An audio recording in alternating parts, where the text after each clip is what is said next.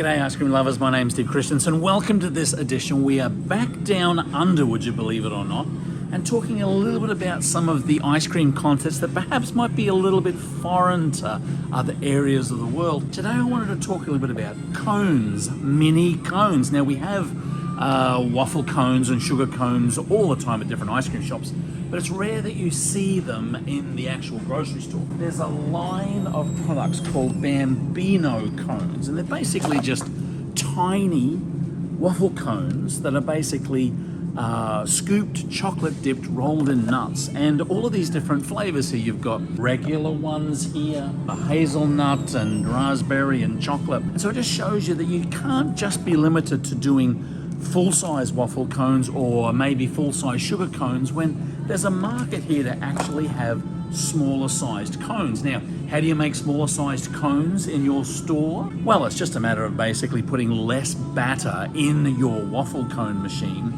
You can make just a tiny little cone, and lo and behold, you've got these almost catering packs or take-home packs that are single serve. They're smaller serve. There's probably about 15 or 20 of these cones in each of these things. So anyway, Bambino cones, I say you should check them out. Now, you may not want to put them in your local grocery store, but this is a great catering idea, perhaps for parties, family things, a take-home party pack where you put 15 or 20 of these little cones into a container like this. I think it's a pretty good idea. Single serve, little snackety snack for the people at home. Anyway, I'm interested whether you actually sell smaller waffle cones in your store. Let us know with the comments down below. While you're down there, hit subscribe. And if you've got any other questions, comments, or concerns, or any other trends you would like us to see in the ice cream industry, hit us up, info@scoopschool.com. That's all we have for this episode.